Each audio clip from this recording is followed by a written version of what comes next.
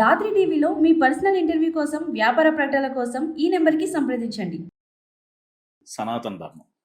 అసలు ఈ సనాతన ధర్మం అంటే ఇప్పుడు కొన్ని అంటే దాంట్లో కూడా కొన్ని మూఢనమ్మకాలు ఉన్నాయి, కొన్ని ఎన్నో ఆచారాలు ఉన్నాయి, మూఢాచారాలు ఉన్నాయి. వాటన్నిటిని అధిగమించి ఇప్పుడు మోడర్న్ సొసైటీ ఇప్పుడు అది ఆచరించాలన్నా అంటే సనాతన ధర్మం అంటే ఇప్పుడు మోడర్నైజ్ అయ్యి ఇప్పుడు మనం ఏదైతే సెట్ చేసుకున్నామో ఏ రూల్స్ కానివ్వండి ఇవి దీన్ని అంటారా, లేదు అప్పుడు పాతది ఏదైతే ఉన్నిందో దాన్ని అంటారా? ఎక్కడ ఈ సనాతన ధర్మం మీద ఈ కాన్ఫ్లిక్ట్ అనేది ఇప్పుడు అటు స్టాలిన్ రియాక్ట్ అవుతున్నాడు, ఇక్కడ పొలిటీషియన్స్ రియాక్ట్ అవుతున్నారు. ఏం జరుగుతుంది? ముఖ్యంగా సనాతనం అంటే ఏంటి?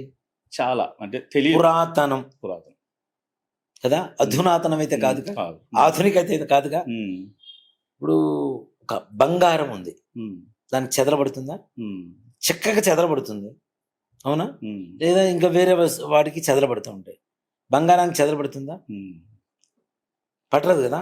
అలాంటి చెదలు పట్టనటువంటి అతి పురాతనమైన సనాతనమైనటువంటి ధర్మం ఏదైతే ఉందో అది అంటే మధ్యలో మూఢనమ్మకాలు, మూఢాచారాలు అనేటువంటివి మనం కలుపుకొని మనం చేసుకున్నటువంటి మన కల్పితాలు తప్పితే అసలైనటువంటి నిజాలు కావు. అంటే స్వచ్ఛమైన సనాతనం ఏం చెప్తుంది? స్వచ్ఛమైన సనాతనం ప్రతి ఒక్కరిని గౌరవించు, నీతో పాటు నలుగురు బ్రతికేలా చేయి, చేతనైతే సహాయం చేయి, లేకపోతే నీ పని నువ్వు చూసుకో. అంతేగాని ఎదురు వాళ్ళని హింసించమని మాత్రం ఎక్కడ చెప్పటం లేదు. నీ ధర్మాన్ని స్వధర్మో నిధనం శ్రేయ పరధర్మో భయావహ. నీ ధర్మంలో నువ్వుంటే ప్రశాంతంగా ఉంటుంది. ఎప్పుడైతే మతాలు మారుస్తున్నారని, డబ్బు కోసమని అనేక రకాలైనటువంటి ఆపేక్షలు పెట్టేసి మారుస్తూ ఉంటే తల్లిని మార్చడం ఎంత పాపమో, కులం మారడం, మతం మారడం కూడా అంతే పాపం అని చెప్తాను. ఇలాంటివన్నీ కూడా వదిలేసి నువ్వు ఒక వంశంలో, ఒక గోత్రంతో, ఒక ఇంటి పేరుతో, ఒక తల్లి తండ్రికి కొడుగ్గా, ఒక అక్కకి తమ్ముడుగా, ఒక అన్నకి తమ్ముడుగా, ఒక తమ్ముడికి అన్నగా, ఒక చెల్లికి అన్నగా పుట్టాలి అని చెప్పి భగవత్ సంకల్పం జరిగిన తర్వాత నువ్వెప్పుడు మతం మారడానికి, మధ్యలో మారడానికి కదా. ఇలాంటివి మారకుండా చేయకుండా ఏవైతే ఉన్నాయో స్వధర్మాన్ని పాటించడమే మన సనాతన ధర్మం. మన సొంత ధర్మం ఏదైతే ఉందో దాన్ని పాటించాలి. దాన్ని పాటించకుండా నేను మోడర్నైజ్ అయిపోయాను, ఆధునికత అయిపోయాను. ఈ ఆధునికత ఏమైపోతుంది?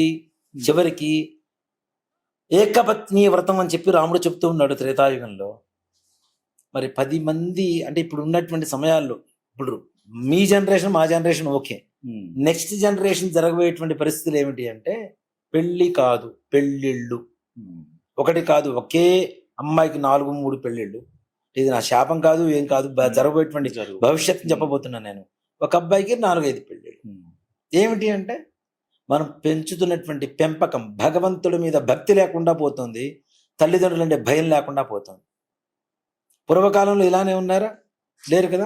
ఏ రకమైనటువంటి సమస్య వచ్చినా ఏదైతే మనం అడ్జస్ట్మెంట్ కూడా కాదు, ఓర్చుకునేటువంటి ఓర్పు తత్వం లేకుండా ఇష్టం వచ్చినట్టు ప్రవర్తిస్తున్నాం. ఇప్పుడు మా అబ్బాయికి ఏంటి ఏదేం చేస్తాడు రేపటి రోజు నిన్ను కూడా రోడ్డు మీద లాగేస్తాడు. అందుకనే కదా 60 ఏళ్ళు రాగానే వృద్ధాశ్రమంలో తీసుకెళ్లి చేరుస్తున్నాడు. ఏమైపోయింది నీ గతి? చిన్నప్పటి నుంచి వాడికి దేవుడు అంటే ఏంటో తెలియకుండా పెంచావు, భయం అంటే ఏంటో తెలియకుండా పెంచావు, అధికారం చేశావు, వాడు అడిగిందల్లా చేతికి అందించావు, అడిగినన్ని పెళ్లిళ్ళు చేశావు, కాబట్టి నీ బతుకుని రోడ్డుకి ఇచ్చావు, అయిపోయింది. ఇలాంటివి మనం చిన్నప్పటి నుంచి అలవాటు చేస్తూ ఉండాలి. ఇంట్లో వాతావరణం అనేది మనం ధర్మంగా ఉంటే మన పిల్లలు బాగుంటారు.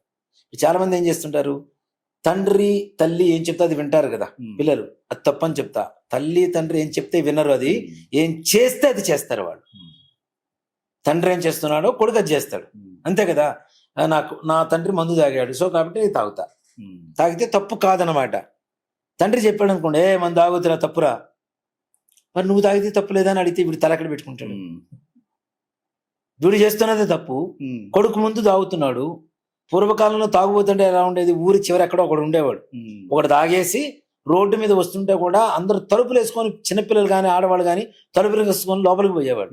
ఇవాళ రోజున ఆడవాళ్ళు మగవాళ్ళు, కొడుకు తండ్రి తాత మనవడు ముత్తాత నాయనమ్మ మనవరాలు అందరూ కూర్చొని తాగుతున్నప్పుడు ఇంక భయం ఎక్కడ ఉంటుంది, భక్తి ఎక్కడ ఉంటుంది? ఇది మా అలవాటు. ఏం అలవాటు? భయం లేకుండా చేయడం అలవాట? భయం వద్దు, భక్తి కనీసం. అయ్యో నా తండ్రి ఆరోగ్యం పాడైపోతుంది, ఆయన ఆరోగ్యం పాడైపోయింది మందు తాగడం వల్ల, నేను తాగితే నా ఆరోగ్యం కూడా పాడైపోతుంది, ఆయనకి ఏదో క్యాన్సరో లివర్ పాడైపోయిందో, రేపటి రోజు నేను కూడా అంతే కదా, నా పిల్లలు కూడా మంచిగా ఉండాలన్న ఆలోచన కూడా ఇవ్వటం లేదు కదా. తాగురా, ఎంతకాలం బతుకుతుంది తాగు.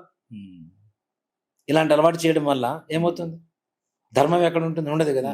కాబట్టి ఇలాంటివి మానే వంగంది, మొక్కే వంగంది మానైతే వంగదు కదా. చిన్నప్పటి నుంచి అలవాటు చేయకుండా మధ్యలో నేను కరెక్ట్గా ఉండాలిరా, నువ్వు దేవుడు రా, అదిరా ఇదిరా అంటే ఎందుకు నమ్ముతాడు వాడు? పోడాడి అంటాడు, అంతే ఒకటే మాట. ఇది ఒక విష సంస్కృతి. డాడీ, మమ్మీ, అంకుల్, పెంకుల్, ఆంటీ, ఏంటి, ఇట్లాంటి ఇది ఒక విష సంస్కృతి. మనకు ఉండేటువంటి వరసలో ఏవైతే ఉన్నాయో అవన్నీ కూడాను మేనత్త అని పిలుస్తాం మనం కదా. మేను అత్త అంటే ఏంటి? తండ్రికి చెల్లెలు కదా. తండ్రి శరీరాన్ని పంచుకొని పుట్టినటువంటి అమ్మాయి తల్లి అత్త.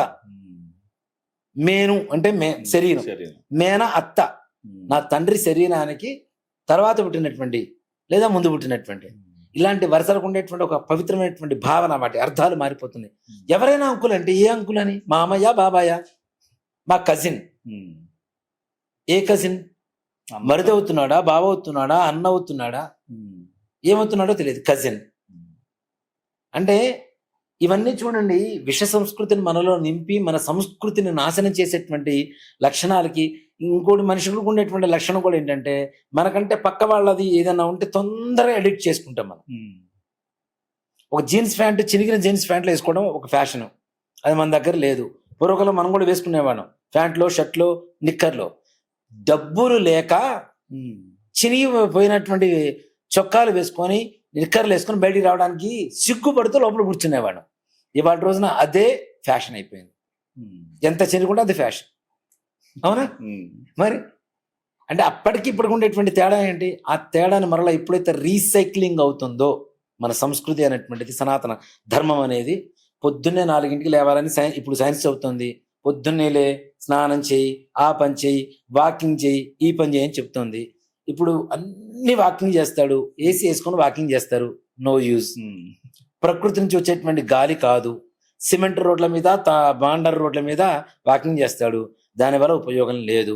కాళ్ళకు కావాల్సినటువంటి రక్త ప్రసరణ ఏదైతే ఉందో అది జరగటం లేదు. కనీసం ఇంట్లో చెట్లు ఉండవు, బయట ఉన్న చెట్లు కూడా నరికేసుకొని ఏదో ప్లాట్లు చేసుకొని అమ్ముకుంటున్నాం. ప్రకృతి ఎక్కడ గాలి ఇవ్వటం లేదు. మనకు ఉండేటువంటి ఆరోగ్య సూత్రాలు మొత్తం తగ్గిపోతున్నాయి. 4 లెమ్మని చెబుతున్నాం, లేస్తాడు, అది ఇది తిరిగి మొత్తం ఏదో చేసి 6 మళ్ళీ స్నానం చేస్తాడు. ఇక్కడ తెల్లవారుజామున 4 స్నానం చేస్తే మానవ స్నానం, దేవతా స్నానం అంటాం. 4 స్నానం చేస్తే ఋషి స్నానం అంటాం. 5 గంటలకు స్నానం చేస్తే దేవతా స్నానం అంటాం. 6 గంటలకు స్నానం చేస్తే మానవ స్నానం అంటాం. 6 గంటల తర్వాత చేసే స్నానాన్ని రాక్షస స్నానం అంటాం. ఎవరైనా మానవ స్నానం అయినా చేస్తున్నారా? కనీసం రాక్షస స్నానం చేస్తున్నారు. పొద్దున్నే లేవగానే వాడికి బెడ్ కాఫీ ఉండాలి, మొహం కూడా కడుక్కోడు, కాఫీ కావాలి. మరి కాఫీ కావాలన్నప్పుడు పెళ్ళ ఏం చేస్తుంది?